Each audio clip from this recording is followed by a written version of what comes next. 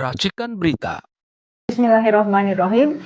Assalamualaikum warahmatullahi wabarakatuh. Waalaikumsalam warahmatullahi wabarakatuh. Terima kasih kepada Bang Hasril ya dan kepada Mas Heru yang hari ini bergabung di sini untuk membahas situasi terkini beberapa waktu ini, utamanya dalam waktu minimal sekitar 3 bulan ini ada 2 orang menteri di kabinet Pak Prabowo yang saat ini sedang viral. Ya, sehubungan dengan itu saya ingin menggali nih informasi dari Pak Heru maupun Bang Hasril untuk bisa menjawab pertanyaan, bisakah kita berharap kepada kedua bapak-bapak yang sekarang diberi kepercayaan untuk memberantas semua yang buruk di negeri ini? Ya, Bang Hasril mungkin bisa, atau Mas Heru mau dulu menyampaikan? Ya. Assalamualaikum warahmatullahi wabarakatuh. Waalaikumsalam warahmatullahi wabarakatuh. Ya, kalau kita ambil pepatah barat yang mengatakan when there is a will, then there is a way. Ya. Nah, itu mencerminkan orang barat itu mereka itu optimis. Kalau kita optimis juga, kita kerjakan cara itu. Nah, betapa beratnya tantangan Rezim waktu 10 tahun sebelumnya, peralihan antara rezim Orde Lama dan Orde Baru. ya. Kalau saya hampir tidak percaya bisa terjadi pembalikan situasi dari Indonesia pada tahun 65 itu ditinggalkan dengan banyak hutang negara. Yang kedua, cadangan devisa negara tipis sekali. Yang ketiga, kita jadi pada waktu itu masih sangat kurang pengalaman dari orang-orang yang ahli, karena pada zaman tahun 65 itu ya boleh dibilang yang orang-orang yang belajar ekonomi itu masih sedikit. Antara lain Profesor Wijaya Nitisastro. Ya, beliau kan memang orangnya Pak Sumitro yang dikader oleh Pak Sumitro untuk menjadi Dekan Fakultas Ekonomi UI dan kemudian menjadi kader ekonom yang mumpuni. Nah, dari mana Indonesia bisa maju? Karena pada waktu itu ada keinginan yang kuat, ya. There is strong willing. Indonesia harus keluar dari kesulitan dengan melakukan beberapa langkah-langkah. Memang Indonesia pada waktu itu banyak mendapatkan nasihat-nasihat dari orang-orang yang kalau sekarang dibilang orang-orang IGGI, Intergovernmental Group on Indonesia. IGGI. Ya, itu negara-negara kreditor di zaman Orla yang mendekati rezim yang Orla agar supaya mereka diperkenankan membantu rezim Orba. Itu waktu itu ya? Ya, alhamdulillah. Jadi intinya kalau ada kemauan di situ ada jalan. Ya kalau ada kemauan di situ ada jalan.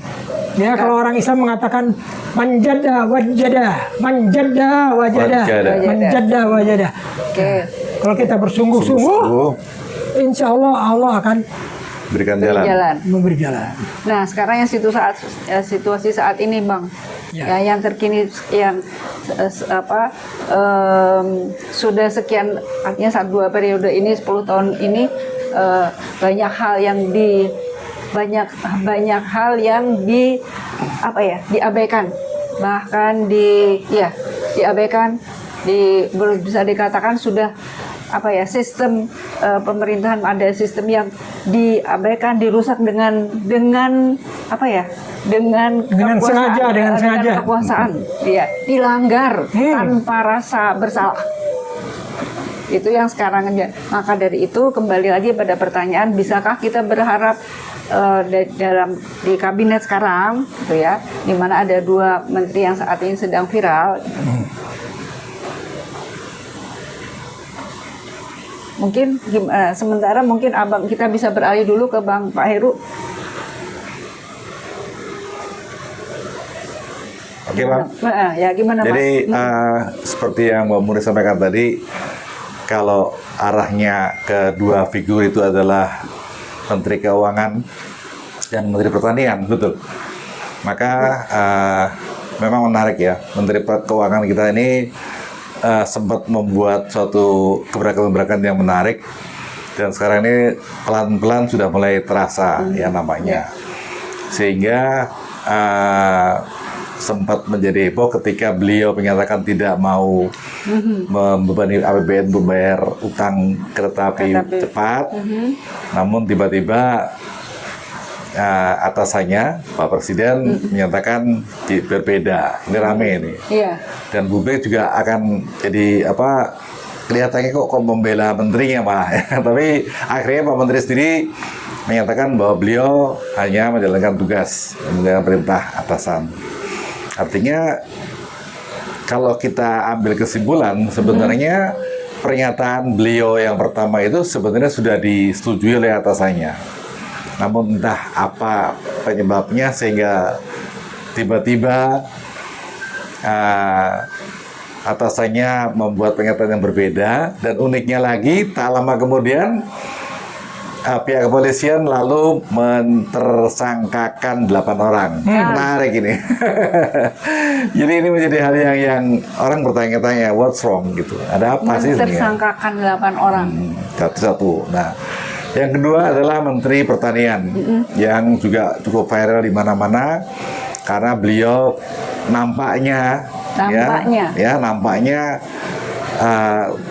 bergerak secara cepat. Ya, tapi kita sebagai rakyat dan ngobrol di mana-mana di pasar tuh menyatakan mereka kurang begitu yakin. Ya, kita nggak tahu alasannya seperti apa, tapi yang pasti kalau ada orang yang tidak yakin dan tidak sedikit orang yang tidak yakin, maka kita tinggal menunggu hasilnya. Sebenarnya apa sih yang sesungguhnya terjadi? Tapi kalau yang pertama tadi sudah terlihat. Sebenarnya selain 2 menteri yang tadi kita bahas, juga ada menteri ketiga yang sebenarnya juga viral, yaitu Menteri ESDM. Walaupun dari sisi beliau ini viralnya agak negatif, karena sekarang ini dari kemarin terkait dengan masalah gas melon, masalah tambang di beberapa daerah, kemudian sampai sekarang ini terjadi adalah kelangkaan BBM khususnya di SPBU swasta yang perisokan, dan ini banyak menciptakan pengangguran yang baru. Itu aja. Saya pikir menteri yang ketiga ini juga viral, tapi viral negatif ya. Gitu, silakan. Jadi kita belum bisa berharap ya dari yang ketiga ya. Ya, mungkin Bang Hasrul ada pendapat dari sudut yang lain, dari sudut yang berbeda. Ya, kalau mengenai si Bahlil ini sih, saya sih dari awal juga tidak setuju dia diangkat jadi menteri. Saya nggak melihat dia mengerti soal perminyakan. Masa menteri perminyakan nggak ngerti liku-liku perminyakan? Jadi kompetensinya tidak sesuai dengan wewenang yang diberikan kepadanya. Betul. Gitu ya? Saya tidak melihat bahwa dia mempunyai pengalaman yang cukup untuk memangku jabatan Menteri ESDM. Oke, ya itu ya. Jadi yang nggak bisa diharapkan ya Pak, nggak bisa diharapkan akan membawa perbaikan dalam beberapa waktu mendatang dari yang ketiga. Oke. Ya itu memang semua orang udah tahu bahwa dia adalah orangnya Jokowi banget. Jadi kalau Jokowi masih mempertahankan dia, memang Jokowi masih berharap dapat cuan dari si Bahlil ada di dalam kabinet. Jadi ujung-ujungnya itu ya artinya. Ya seperti kita sama tahu ya, yang sudah terjadi dan sudah banyak diuraikan di media mengenai mantan Menteri Pendidikan Nadiem yang sudah dengan jelas dan gamblang menyatakan ada setoran sekian loh Ke Om Jokowi ya. terus ada lagi mantan Menteri Agama ya, ya ada setoran sekian loh, sekian persen loh, gitu ya. Ya jadi memang itu mantan presiden itu mantan ya, saya selalu bilang mantan karena memang memang orientasinya sih nggak ada lagi sih, orientasinya memang duit duit bang. Ya. Tuh sama sekali tidak ada perhatian kepada rakyat dan itu sudah 10 tahun. Ya, jadi sebetulnya banyak sekali pekerjaan rumah Pak Prabowo yang harus dibenerin, antara lain saat ini melalui 2 atau 3 orang tadi ya. Izin menambahkan Mbak, kalau bicara mantan itu saya pikir itu luar biasa menyedihkannya. Kenapa? Karena dia bangga membangun untuk irigasi itu yang apa namanya bendungan waduk. Ternyata berdasarkan informasi yang sudah viral juga, bisa dibilang 90% dari irigasi yang dibuat itu semuanya tidak bisa dipakai. Kenapa? Karena tidak ada sumber mata air, airnya nggak ada. Jadi kan ironis, ini bicara proyek doang itu. Satu. Yang kedua, kita tentu ingat juga IKN. Ya. Ini jelas membebani kita. Yang ketiga yang lagi rame juga tentang WUS. Jadi yang keempat, banyak bangga dengan infrastruktur jalan tol. Banyak jalan tol yang ternyata nggak kepake.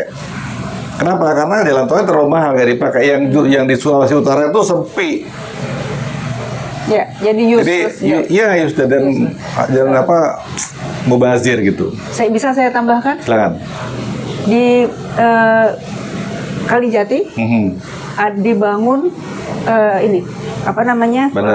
Bandara. Siapa yang pakai? Nggak ada yang pakai. Jadi nggak ada pesawat yang landing atau sekarang buat gudang bengkel hanggar pesawat doang. Iya, sebagai hanggar pesawat. Ya artinya mubazir. Jadi intinya membangun tetapi tanpa memperhatikan efisiensi dan tanpa memperhatikan manfaatnya untuk jangka panjang. Jadi itu hanya membuat proyek dan menciptakan jalan untuk dikorupsi. Ya. Jadi luar biasa ini, Masya Allah. Saya pikir kalau teman-teman masih pada mikir beliau pahlawan infrastruktur, aduh sadar deh ya. Ya, gitu. Ya, jadi mudah-mudahan kita semuanya waras dan kita semuanya waras dan berpikir jernih ya, berpikir jernih bahwa banyak sekali hal-hal yang dirusak dengan itu ya, dirusak dengan sebetulnya dengan tanpa visibility study apalagi. Iya, di BUS tuh nggak ada. Visibility study nggak ada. Yang awalnya yang bikin penelitian kan dari Jepang itu dari tahun 2008. Jadi begitu pas hari hanya dikalahin dan begitu menang tender baru mereka bikin studi amdalnya. Nggak aneh kan 3 tahun ya itu basa-basi banget itu. Oke, ya. Jadi kita sekarang ini pada saat ini berusaha mengikuti semua kebijakan menteri yang baru, menteri yang bisa diharapkan untuk melakukan perbaikan dari segi pertumbuhan ekonomi, itu Pak Menteri Purbaya Yudi Sadewa dan tadi dari Menteri Pertanian. Mudah-mudahan bisa diharapkan ada perkembangan ya Pak, ada kemajuan untuk petani dan untuk nelayan. Oke, itu yang diharapkan. Tetapi dari menteri yang ketiga kita banyak tanda tanya yang harus Ya, oke. Tanda pertanyaannya yang paling mendasar adalah orang sering bertanya, kok masih dipertahankan? Nah, itu pertanyaannya.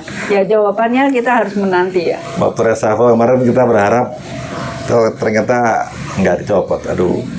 Ya, demikianlah ya perjalanan ke negara pemerintahan saat ini Demikianlah mudah-mudahan ke depan ada lagi lah muncul apa Tokoh-tokoh. tokoh-tokoh yang bisa diharapkan akan sepenuhnya memperjuangkan kepentingan rakyat. Ya, saya rasa itu ya. Mungkin kalau ada Mas Heru mau menambahkan, boleh silahkan. Sebagai closing statement, saya mau Silakan. menambahkan sedikit saja bahwa kami dari UI Watch ini sekedar mau analisa, mau lihat fakta dan memberikan masukan apabila diperlukan, dan kami bersifat non transaksional. Artinya kami tidak berharap apabila nanti terjadi pemerintahan yang bagus, bersih, kami diberikan jabatan seperti yang lain-lain. Enggak. Kami tidak berharap seperti itu. Kami sudah bersyukur dengan rezeki yang kami terima saat ini. Itu aja. Ya, jadi upaya kami adalah memberikan edukasi kepada masyarakat Ya. yang supaya masing-masing bisa berpikir jernih dan bisa mendukung yang memang kompeten ya, yang memang punya kepentingan untuk membangun negeri dan membela kepentingan rakyat. Ya, kita akan saya rasa saya bisa akhiri pertemuan ini ya dengan seperti dengan tetap mempertahankan dan menjaga nilai-nilai Universitas Indonesia, Veritas, Probitas, dan Justisia. Assalamualaikum warahmatullahi wabarakatuh. Waalaikumsalam warahmatullahi wabarakatuh. Assalamualaikum warahmatullahi wabarakatuh.